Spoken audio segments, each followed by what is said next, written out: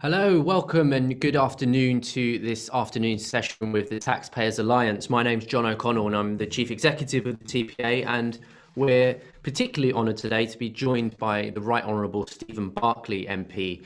And of course, hot off the heels of the budget, we'll be looking at the budget now with a couple of weeks hence, a bit more time to digest it. Some analysis of some specific items in the budget, and then of course some chats about the bigger fiscal picture, if you will. So we're really pleased to have Steve join us this afternoon, and honoured that he's given up time to spend an hour of us in conversation. Just to run through a couple of housekeeping rules. You can, of course, submit questions in the Q&A function of Zoom, and I'll try to come to them towards the end of the event.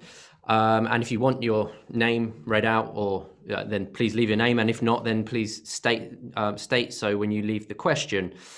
We're going to have it's going to be segmented slightly. I'm going to talk to Steve for a short while, and then I'm going to hand over to the TPA's chairman, Mike Denham, to talk to Steve also. And Mike previously worked in the Treasury, and then also in the City as an economist. So he and Steve should have plenty to talk about there.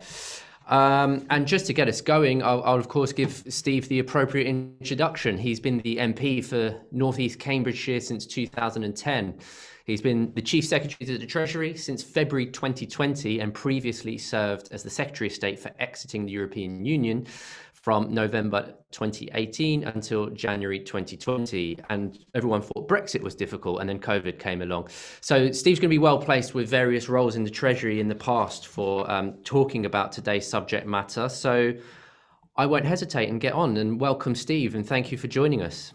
Thanks very much, John. It's great to join you, great to join colleagues on the call. And I think, not least for my time on the Public Accounts Committee, I had 4 years as a member, John, of the PAC, which I always feel is the parliamentary wing of the Taxpayers Alliance in many respects, in its focus on value for money. And to a certain extent, the Chief Secretary role is the ministerial wing of the TPA, insofar as the way you champion the interests of the taxpayer, value for money, look at not just what's being spent, but what outcomes is being derived from that spending, is very much really what my focus from a CST role is all about. And I think there's often a tendency with ministerial colleagues, with government, to focus on what we're spending, to announce with our press releases however many millions it is for the latest initiative. And I think part of the role of the Treasury, part of my role specifically, is to be saying, but what are we actually getting in terms of the outcomes for that spend? What is the delivery?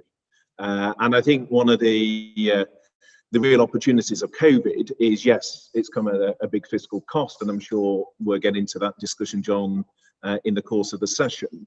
But I think it's also shown and highlighted issues that you have campaigned on for many years, which is that government can operate differently, that it can extract value for money in terms of reform, that it can work in less siloed ways.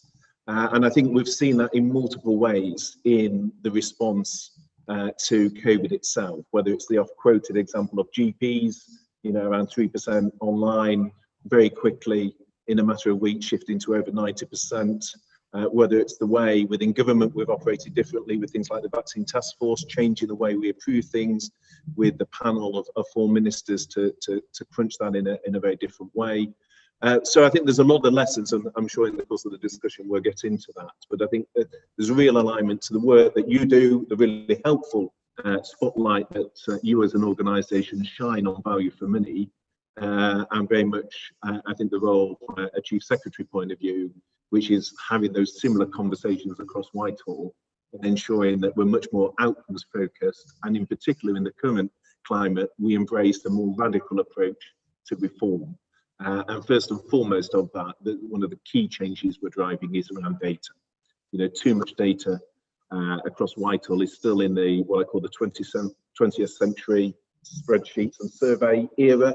It's not the database software, real time, 21st century that we're looking for.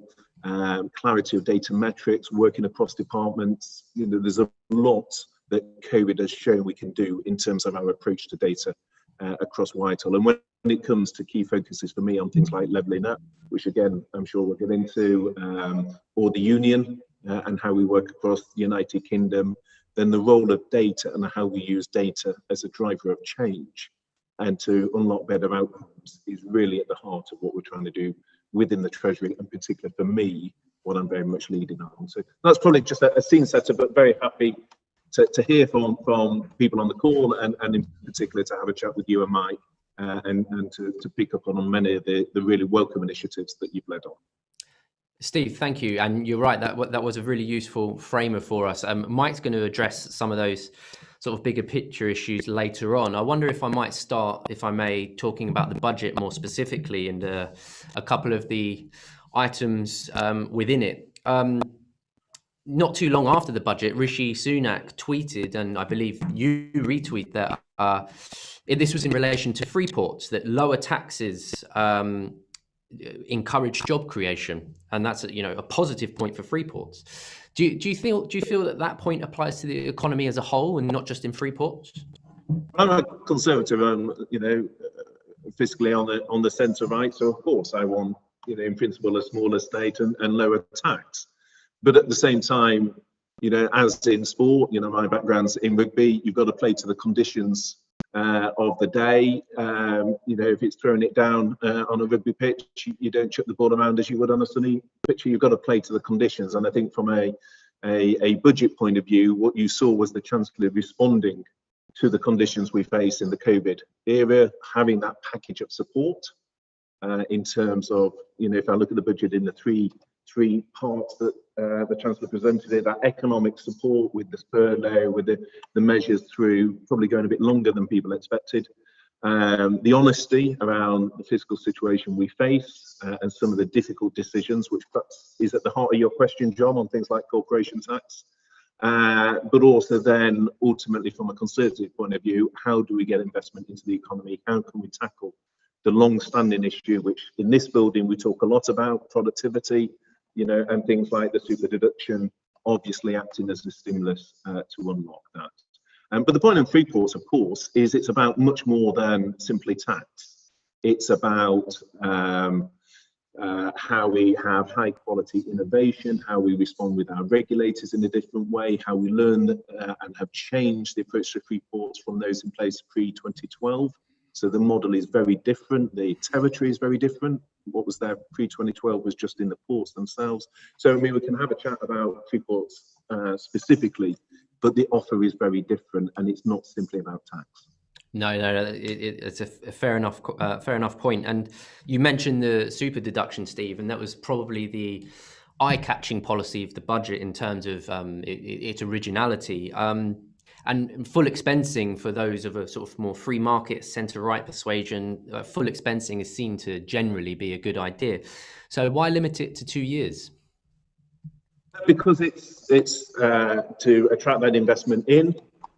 In essence, it is about bringing forward the recovery. It's responding again to sort of the COVID situation, where the impact's been very different between companies, and some companies are sitting on cash. We want to unlock that investment, and obviously there's an interplay in terms of the corporation tax coming in as well. So that's why you could traditionally, I think these things have tended to be done for 1 year, but I think in terms of and Rishi addressed this at the TSC, I think 2 years allows businesses to really bring that investment on board and to drive productivity. So that's why, but it is an incentive. Okay. Just staying on the theme of corporation tax, we know that the Treasury has previously undertaken some dynamic tax modelling, looking at the effects on output and receipts of cutting corporation tax and fuel duty. These are past modelling work that's been done by the Treasury. Does the Treasury have plans to make wider use of dynamic modelling of tax changes to demonstrate that actually tax changes aren't just about X in or Y out the door, that actually there are second round effects in the economy? Well, I've been around long enough, John, to remember when Treasury modelling, not least in my previous role, wasn't always greeted with universal acclaim by parliamentary colleagues. So the point about modelling it reflects many moving parts, and I think that's part of the discussion that was had around what happened to corporation tax receipts after George Osborne lowered them, the amount of sort of the way the economy was coming back post 2008. You know, the interplay with other jurisdictions, so it's not just what the UK does on corporation tax, it's the interplay with other markets. The link between corporation tax and investment isn't simply about the tax. If you look at the comments of people like the chief economist of Ernst & Young, you know, the argument is actually infrastructure and skills is, if anything, more important.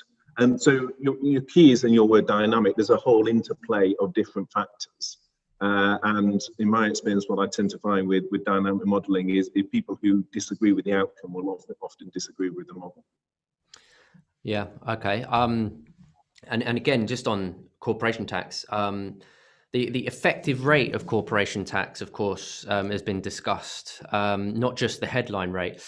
Given that the corporation tax revenues as a share of national income are actually higher than the US, Italy, Germany, France, and the UK, does that cause a problem in the sense that it may be more difficult to fight for corporation tax cuts in the future, if the Treasury become reliant on that revenue?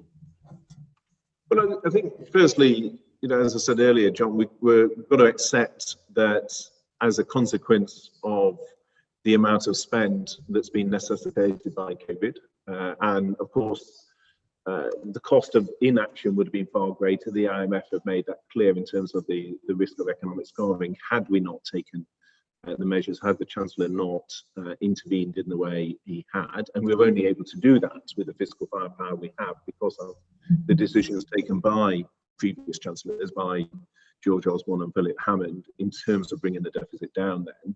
But the point in terms of more widely on corporation tax is again, firstly, it's an interplay with other things such as infrastructure and skills, but secondly, it's where it sits within competitors. And the 25% rate, of course, exempts small businesses. So that's 70% of the businesses with the profits below 50% that are exempt. 90% actually will be on the taper below the 250,000 mark. So, you know, this is a recognition, firstly, of the fact that businesses have had a huge amount of support as part of our COVID response, and therefore, I think it is right that we look to them to make a contribution to that. We've had the super deduction, which sits along that in terms of the wider narrative with business. We've got the approach on visas and skills and talent, which is hugely attractive to many businesses. You know, when I chat, for example, with the fintech industry, their ability to attract global talent in industries like that, growth businesses, is hugely important. But at the same time, John, you know, compared to the G7, it's still the lowest rate in the G7. So it is still competitive as a rate in terms of what it means for UK PLC. So I think, again, it's looking at things in the round. It is a competitive rate, but it sits alongside other measures that were set out at the budget in terms of ensuring that the UK is attractive to business investment. Okay, Steve, thank you. I'm going to change tack very slightly before handing over to Mike. I'm going to ask about an area that the TPA has campaigned on for the last few years, which is exit payments. This is a cap on the payment that can be made to a public sector employee when he or she leaves their role. This was implemented not too long ago, but recently the government has reversed the decision. Can you add some flesh to those bones and discuss whether it will be re-implemented at any point soon? Yeah, very much, John, because this is something really close to my heart. Not least, it's something I campaigned for on the backbenches. So when I was on the Public Accounts Committee, I was alarmed by the size of payouts, often linked to poor performance, often where people had a habit of reappearing at a later date elsewhere in the public square. It was a manifesto commitment, as you know, in 2015. When I came into this role, I was concerned that we had basically had two consultations and a passage of time. We brought in some measures, as you say, so the primary legislation had already been passed, some secondary measures on that. In conversation with senior counsel, the issue we have is that property rights, quite rightly, is something that the courts guard very closely. And the approach we're taking on the secondary legislation was to, a bit like as happens when you get requesting above the 150,000 salary threshold, there is a process to allow that. We put a process in for exemptions. That is where so the legal position, we think that carries legal risk. So the approach now is to do two things. So firstly, to answer your question, absolutely we are committed to this as a policy. And within the next 3 months, we will be putting out guidance to departments to particularly target discretionary payments. So things like severance payments, and we will have a clampdown on that. And then secondly, we are working with senior counsel around approaching the issue in terms of what we opt in as opposed to what we opt out, because from a legal point of view, that is a more robust way to address it. So the commitment to this personally is extremely strong. It's something I have advocated for many years. Within government, we are absolutely committed to the 2015 manifesto commitment on this. We need to ensure that it is legally watertight. So from a guidance point of view, we'll address the discretionary payments, and we are going to bring forward measures in terms of the wider piece as well. Okay, Steve, thank you, and encouraging answer there on that issue. I'm going to hand over to our chairman, the TPA chairman, Mike Denham, now to address some issues on the, sort of the bigger picture fiscally. So, Mike, over to you. Thanks, John, and good afternoon, Steve. And may I thank you once again for giving us your time this afternoon. I mean, we know that the Chief Secretary's job is one of the most difficult in government because, you know, you're the guy that actually has to say no to his spending colleagues, and that can't be at all easy. And we also note the point you made earlier on. We from time to time think of you or think of the Chief Secretary as being the closest thing we have to a Minister for Taxpayers. So thank you for joining us. And I'd like to just open up a few issues, broader issues. And I thought we should start with debt. You mentioned that earlier on, and clearly we have got a much bigger pile of government debt now than we had even 18 months ago. Debt is over 100% GDP going through the budget forecast period. These are levels we haven't seen since really the aftermath of the Second World War, the end of the 50s. And of course, there are also levels that are a lot higher than the kind of prudent limits that we've traditionally thought of over the last 10 or 20 years. Now, there are some people, and I'm sure you've heard a lot from them, who say that because interest rates are so much lower at the moment, we don't need to worry too much about those traditional yardsticks. We can prudently and safely run a debt level considerably higher than we thought we could. We think actually that's a pretty dangerous and slippery slope from the taxpayers' point of view.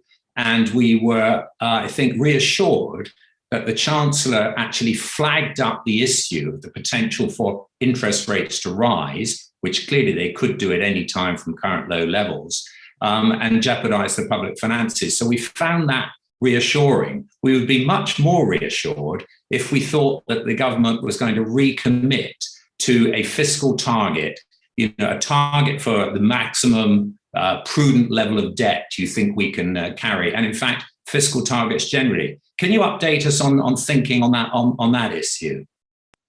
Well, I think you're absolutely right, Mike, in terms of flagging the medium-term risk from the larger size of debt, the larger stock of debt that we have to both inflation and interest rate rises, and that is very much part of that second phase of the budget that the Chancellor spoke about. So that first phase was on the economic support. The second phase was when, you know, he very much levelled with people and very honestly said, look, we can't, yes, interest rates and the cost of service and that debt has come down, but it stores up a vulnerability if we just simply have a huge amount of debt in the future from an interest rate and inflation. And the OBR, we're clear on that. And the budget document also, I think page 25, 26 of the red book, had sort of narrative around the exposure in terms of total 1% increase and what that would mean.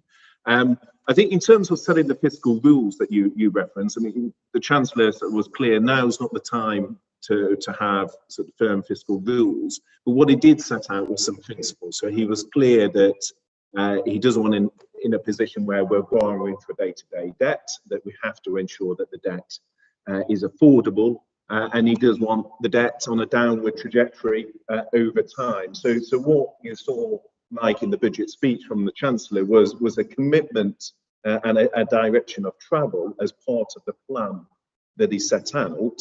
But at the same time, because of where we are in terms of COVID and the focus being on that economic support, now wasn't the time to have a firm fiscal rule in that regard. But I think you can see from the budget speech he made, the commitments he made from a principles point of view, and including in the Red Book itself, the recognition of the issue that you're speaking about. And I think that was very much recognised in the approach that he took. A 1% increase in inflation and interest rates will cost, I think, around £25 billion. I mean, that risk is recognised, and the speech very much spoke to that. Steve, I have got a terrible problem with the connection here, and I had great difficulty hearing what you were saying there. I'm going to try and hand back to John, if I may, while I go and see if I can sort out what's happened to our connection. We live in darkest Surrey. So no can problem. I do that? Of course, no problem. Okay, I'll be back. John, I don't know if you are hearing us. Steve, sorry about that. That's right. We should be. I don't know if you caught that answer, whether it was just with Mike's line or whether it was clear. Yeah, no, I caught that, Steve. We'll try and crack on all the same. Well, we're talking about spending, actually. There's a couple of questions that have come in, so I'll expand on those while talking about the spending side of the ledger. Of course, there's had to be this sort of great support for the economy during quite a unique and difficult situation. But balancing the books isn't just all about tax increases. So what plans are there to try and get spending under some sort of control, and in particular, in areas of interest for the Taxpayers Alliance, on the basics of trying to identify areas of government waste and things like this? Yeah, and I think it's key one, and this is why it's so good to join the TPA, because most times I'm getting quizzed on spending more, and it's quite and the need to be spending much more on things. Whereas from a TPA point of view, it's quite welcome to be challenging on what we are spending, and are we getting value for money. And you saw at the last spending review, okay, from a sort of, it was a 1 year, not a multi-year, with except one or two exceptions. But you saw, for example, the difficult decision that the Chancellor and I took on things like overseas aid, on the public pay freeze for many public sector workers. Obviously those under 24,000 were exempt, those in the NHS likewise, and with progression pay actually means that more than half of public sector workers are not actually subject to the freeze. But notwithstanding that, some of those difficult decisions that were taken, of course, the key challenge is how we reform. How do we get better value for money? And so within government, what are we doing on that? So, for example, I sit on what's called the NERT Committee, which is the National Economic Recovery Task Force, which Michael Gove chairs, I'm deputy chair of, which is about looking at the backlogs that have arisen from COVID, but also how we address those, not simply by doing more of the same, but how we address those in ways that are more transformative. We also have, which the Treasury leads on, Project Speed, which is very much, to create a familiar phrase, how do you get the barnacles off the boat? What is it that government can do, which isn't about necessarily spending wise, but is about, say, planning reform, or where are the regulatory barriers to growth, where again we can take lessons out of COVID. We delivered the furlough scheme, for example, at breakneck speed. What are the lessons we can take from that into how we look at our delivery elsewhere? So there's a number of areas within government.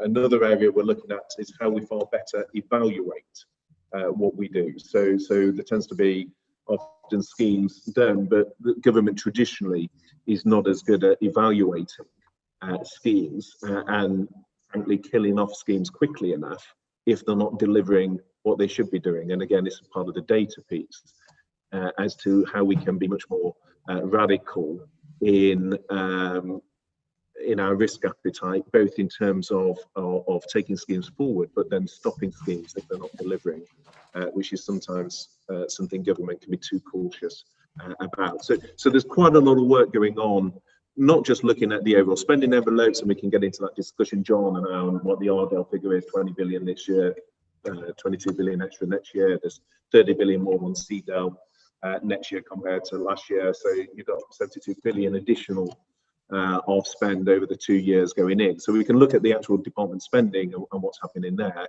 But I think from a TPA point of view, and from my point of view, one of the things I'm very interested in is what is the reform opportunity. And we're working very hard in government on how we deliver differently.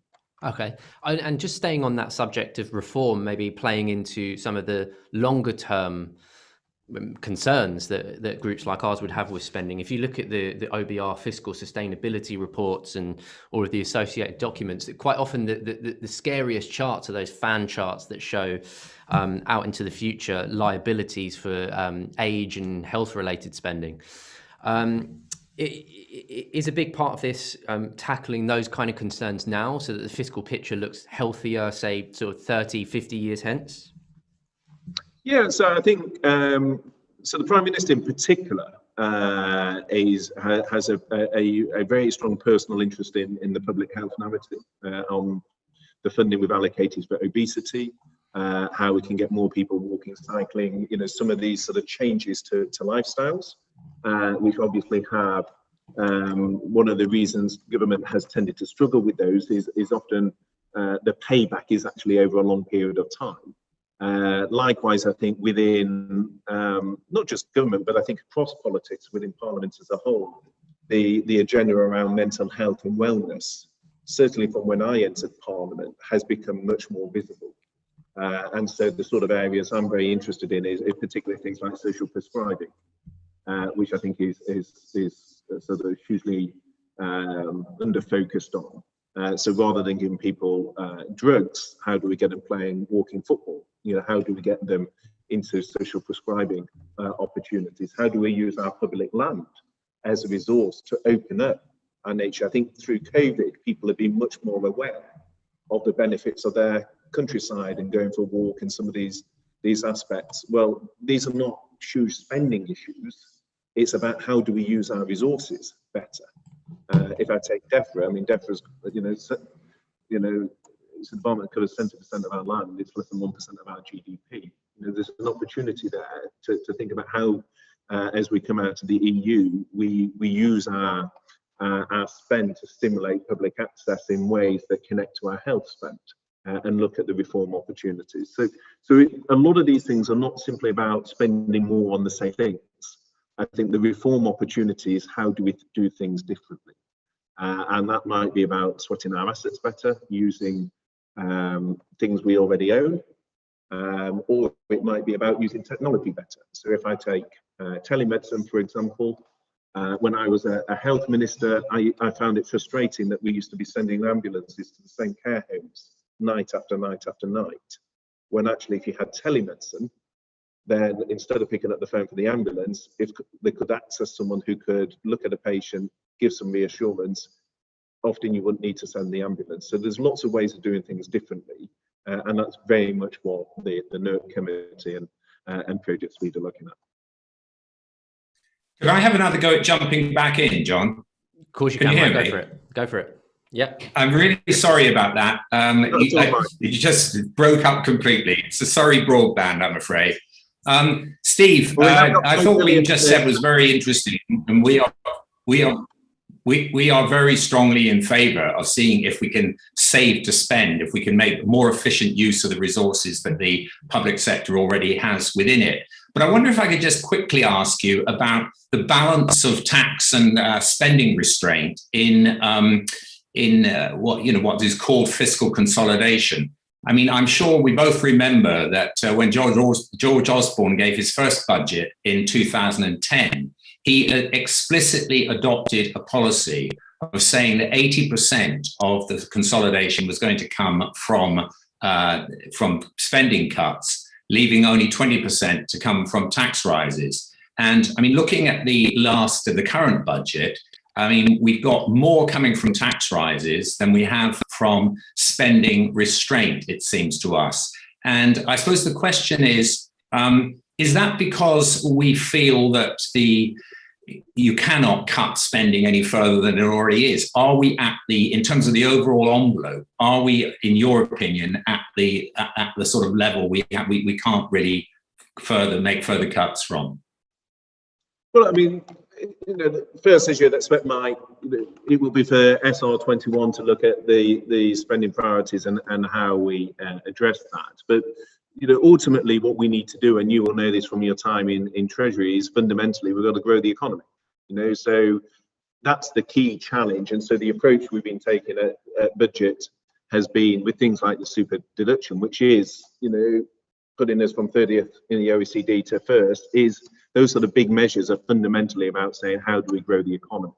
Then within that, within the tax and spend bracket, as John referred to earlier, that there are certain pressures, not least on demographics, health being obviously such a huge component of the overall spending package, where there are key pressures that we do need to address, and we've been clear in terms of the manifesto commitments we gave at the last election that we are committed as a government to 40 new hospitals, we are committed to 20,000 police officers. We are committed to 50,000 nurses, and obviously there is a cost to those from a spending point of view. But those were things we took to the electorate in 2019, and this government is committed to delivering. So that, as we set out at the last SR, there is a very strong commitment to the manifesto and to delivering on our manifesto commitment. There are costs from COVID, where dealing with the education, lost learning, for example, is a core priority for the government, and so we have committed spending to address that. We're committed spending, obviously, on the health side. So that is the case. Now, to your wider point in terms of looking at the time under George and the percentage of tax, and the OBR obviously pushed on this with a 35%. To GDP by 25-26, that's still in the middle in terms of the G7. So again, one's got to look at these things in terms of international comparisons and where we stand. I think it is about the package as a whole, and I think what you've seen from the Prime Minister, the Chancellor, not least through the Global Britain agenda, the commitment to international trade, the commitment on visas to bringing in talent, the super deduction on in terms of business investment, is that wider business package to make the UK attractive. But within the spending, we are committed to the manifesto, and obviously that requires certain spending levels, not least if I take the 40 hospitals. Right, thank you very much. The same thing has happened again. I think I'm going to have to withdraw from the conversation and pass you back to John. I'm terribly sorry, terribly sorry. John. Mike, you're asking excellent questions. It's unfortunate you don't get to hear the answers. Steve, I'm going to start taking questions from those who are listening in, and I'm going to combine two. I've got Alistair and Patrick, and yearly tweaks. They can quite often mean no security or certainty over fiscal costs over, say, more than about 2 years at a time. Is there a point at which we can talk about massive simplification of the tax system, real genuine simplification of the tax system to allow businesses to plan for the long term? Well, I mean, I think firstly, we've had in the last decade 2 sort of 1 in 100-year events, so if I look at what happened with the financial crisis and then what's happened with the pandemic. So I think in terms of giving confidence, giving simplicity, giving certainty, the reality is we live in an uncertain world, and the last 12 months has shown that. I think what I would say, and it's why I was quite struck, as I said earlier, about the link between infrastructure and skills, not just in terms of the tax position and the attractiveness to to inward investment and to businesses. When I talk to businesses, John, and I'm sure you have very much the same conversations, the key thing they often say to me is the most important thing is their talent, it's their people. And probably one of the areas that's got least focus on in my sort of discussions since the budget has been the commitment to making the UK a really attractive place for talent to come and work. And I think that's a hugely important. It's hugely important on a number of levels. First, because I think it does speak to businesses in terms of the confidence to plan and their ability to attract talent. But secondly, I think it's important because it tells you a lot about what sort of government this is. And for much of the time when I was in my previous role as Brexit Secretary, businesses who were saying they didn't have certainty, or we're going to have no deal, or we're going to have a deal. Well, that certainty has been addressed through David and the trade deal that's been negotiated. Then you say, well, can we have certainty? No, we've had COVID. So there will always be issues, but I think in terms of uncertainty, that's the nature of the world that we live in. But I think the key thing for businesses, they can see in the Prime Minister, they can see in the Chancellor, a government that is very business orientated, that recognises that the UK is in a competitive market, that wants to attract talent from around the world, that wants to ensure that business invests. And I'd give an example, not just on the visa side and the immigration side, but if you look at our commitment on R&D, 14.6 billion, a massive uplift in our R&D spend. And again, I think from a business investor point of view, that speaks a lot about the sort of government this is and why the UK is an attractive place to invest. So I think the reality is there'll always be uncertainties. There was in the EU exit context, there has been with COVID, there was with the financial crash under a previous government. But what you can see is a government that is responding to the challenge, that has a clear plan, that is dealing with the immediate side in terms of economic support, that is levelling with the public and being honest of the fiscal position, that is then attracting inward investment into the medium term. And that, I think, will give businesses the confidence to invest that they need. Okay, Steve, thank you. Another question from Chris Hope at The Telegraph. Will the aid budget go back to 0.7% in this or next calendar year? And politically, what are the challenges of pushing through tax rises to pay down a £300 billion coronavirus bill? Well, hi, Chris. Good to hear from you. I have to come on your podcast sometime soon as well, which is always great listening. So on the on ODA, I mean, I refer to the answer the Prime Minister gave on this. So there's probably little further to add in terms of we've had the largest economic contraction. So as a result of the economic situation that we faced, clearly we've had to make difficult decisions. But what the Prime Minister said is, when the economic circumstances allow, then clearly we're keen to move back to the 0.7. But it's a question of when the economic circumstances allow, and I think the Prime Minister addressed that in the House. I think in terms of more widely, from a sort of tax point of view, again, these are issues for the Chancellor to set out the budget. I don't think it's either helpful or expected for ministers, particularly Treasury ministers, to speculate on tax. What you saw from the Chancellor was him levelling with the public about the fact that we face a significant fiscal challenge, as Mike set out, in terms of the level of debt and the fact that that is vulnerable in terms of inflation and interest rates. And that is why, through the corporation tax and the fiscal drag in terms of thresholds, he levelled with the public a very difficult message in terms of the budget, but levelled with the public with that regard in the budget. But obviously that is consistent with our manifesto, and I think again I come back to that being a key part of the budget narrative. Okay, thanks, Steve.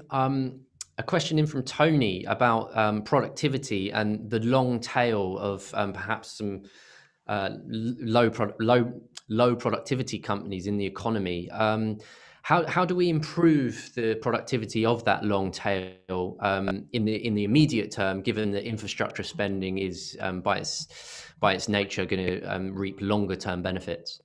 Well, it's a great question, and it's one, as you can imagine, we're hugely receptive to within the Treasury. And I mean, it's been a challenge for many years. I remember when I was in the Treasury previously, talking to Philip Hammond about this when I was in the Economic Secretary to the Treasury role. You saw a number of things, John, in the budget on this, the help to grow digital. So we'll launch that in the autumn, helping businesses in terms of that sort of management capacity, but also about investment in digital and in tech. Again, I think it's something where the timing of it is absolutely right. I think a lot of businesses going through COVID have embraced online much more.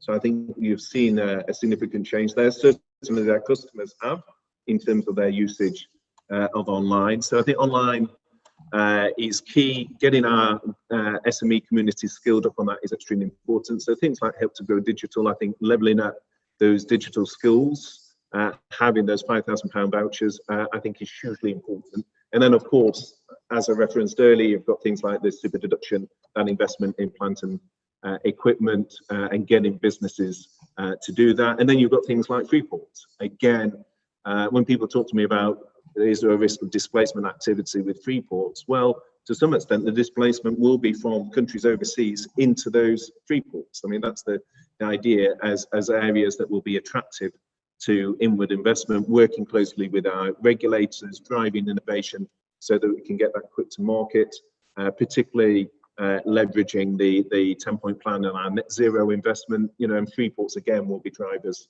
of productivity. So I think there's a number of areas, but help to grow and the super deduction are probably the key measures on that. Okay, thank you, Steve. Another interesting question from Colin here, which talks about inflation. If we do have a rise in inflation in the immediate future, what will the government's reaction to that be, in the sense that, you could in one sense think that it would help in terms of paying off the national debt? Well, again, I mean, we have an independent Bank of England, which looks at price stability. And again, I think in fact, the Chancellor was asked this in the TSC, and I think it is right that, again, the Bank of England has that focus, it has their mandate, and that is something they look at. I think it's quite, in the debate on inflation, I think there's quite a lot of uncertainty. Is the pressure on the demand, will it be on the demand side, will it be on the supply side? We have seen that through COVID, the impact from the demand side, the impact on people has been very different. Some people obviously been impacted very severely financially from COVID, whereas others have been able to put away savings. So there's a question at what rate will that spending come back? Andrew Bailey, I think, was putting out his indications of what level. Andy Haldane obviously has sort of used this phrase, the cold spring, which pointed to a sort of quicker bounce back. But the point is, I think that is something that the Bank of England, from a monetary policy point of view, will keep a very close eye on. Okay, thanks, Steve. Quite an interesting process question to do with the Treasury from Stephen, which says, Dame Sharon White, in a report to the then Permanent Secretary, described staff turnover at the Treasury as being akin to that of a call centre. Given it's running at quite high levels, is that a sustainable thing for the Treasury to have sufficient expertise when compiling things like the budget when staff turnover is quite high? Well, I want to check whether it's any higher now than traditionally. Treasury has always had quite a high turnover in all my time here, not least because it attracts hugely talented individuals in, and those people tend to be very attractive, not just to the outside market, but actually attractive to other departments. In fact, one of the interesting features of negotiating a spending review is how often, when you go to negotiate with the other departments, you find that you're negotiating with ex-Treasury senior officials. So the Treasury always has had a high turnover. At the same time, I think it is important that we diversify, and that's part of the thinking around HMT North. and having the economic campus that the Chancellor set out in the budget. And I think that is important. As a Northerner myself, from Lancashire, it shouldn't be the case that you have to come to London to work for the Treasury, and I think that's a hugely positive step. But I mean, the reality is I think the average age in the Treasury, I think, is about 29 from memory. So it is a young department. People do move, but at the same time, the quality of advice you get as a minister is extremely, extremely high. So I think the key question is, do we have the right talent?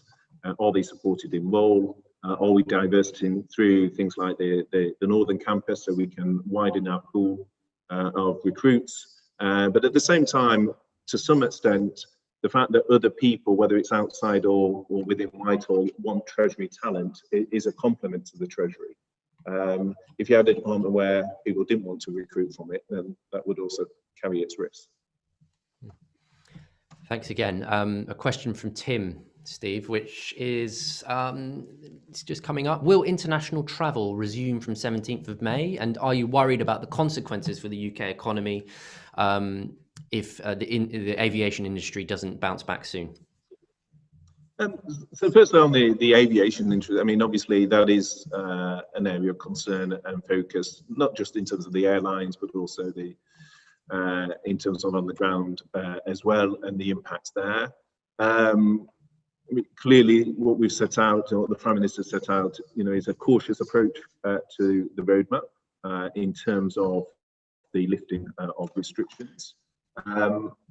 But part of the challenge is the risk around new variants, as we've seen. So that is something within the context of international travel that we need to be very alive to.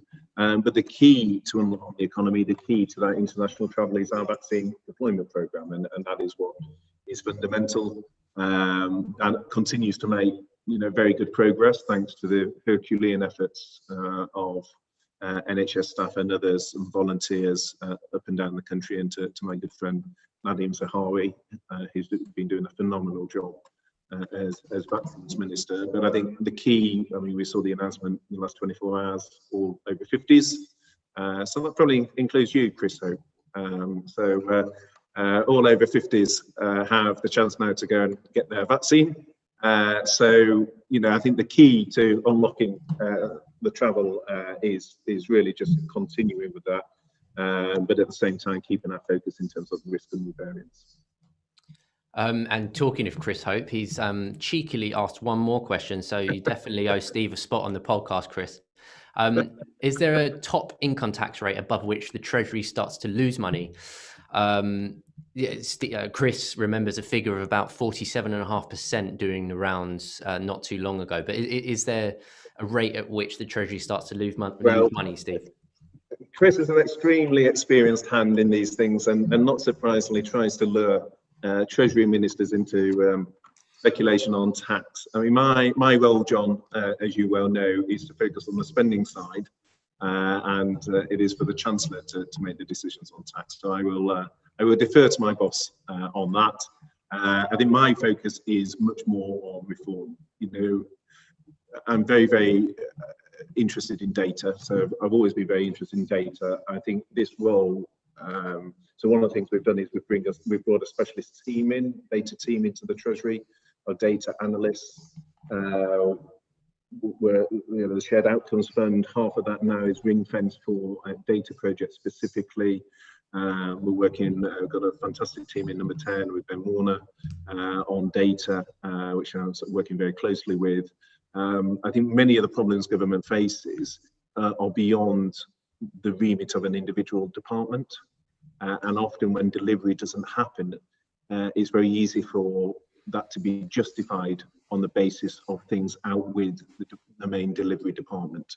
And so one of the things I'm very interested in how we use data in a much more fundamental way, how we're using technology around that, and how we're using that to drive quite significant reform. And I think that, for me, in terms of my remit, is the focus. So the tax side is for the Chancellor. Fair enough. And I'll frame the last question on exactly that, Steve, on the spending side. We talked a little earlier about wasteful spending, and several supporters have sent in a question, not least supporter John, who's asked about what can formally be done to try and tackle the problem of wasteful spending in government. There's been various suggestions floated over the years, such as a minister that sits across different departments to try and facilitate the eradication of waste. Is there something formal that can be done besides, or to sort of complement work done by groups like ours to highlight the waste, highlighting its job one? What can be done to curb it? Yeah, so I mean, like, we could have a whole debate on that very subject. Perhaps to give one example, I think speed of intervention. So when spending is not delivering, how quickly do you intervene? And that is about the quality of the data, that is about standardization and comparability. Are we able to crunch different populations with similar data to see where the outliers are? So is it regional variation data that you particularly want to be looking at? Is it data around existing programs? Is it data because an area is not reformed? So I think above all, I'd say it's about speed. Where you have wasteful data, how quickly are you identifying that and challenging the department on it? And again, that actually starts not in Treasury, that starts by ensuring first and foremost that the finance functions in departments are adequately resourced. So I think one of the really good things I was just discussing this morning is we have people with finance qualifications in all the key roles within departments. That's not always been the case, sounds odd, but it hasn't. So part of it starts within departments themselves. Are they themselves getting the right data metrics? So DCMS, 95% of its spend is from its arm's length bodies. BASE, I think, is about 60%. The NHS, it's not so much what the Department of Health spends often, it's much more what NHS England or arm's length bodies are spending. What are the data frameworks there? So there's lots of different ways you can look at it. Part of it is having the right people in those departments. But I think a key issue is around the speed at which you identify issues and switch them off. Steve, thank you so much. We'll end proceedings there, but thank you for taking such a wide-ranging basket of questions there. We jumped from topic to topic, but it was great that our supporters had the opportunity to talk to you, to put those questions across to you, and you were very generous with your time. So we're very, very grateful for you taking the time to speak to us this afternoon. Clearly an issue for the government to sort is rural broadband, Mike, so we'll get on that. But otherwise, Steve, thank you so much for spending this afternoon with us and being so generous with your time and with your answers. A pleasure. Really good to join you. Good to join colleagues. And as an MP for a rural constituency, I can assure you we are absolutely focused on some of those hardest to reach. So all the best to Mike on that. Thanks. Cheers, Steve. And for everyone listening, thank you too for your support. Please, good afternoon. Thank you very much.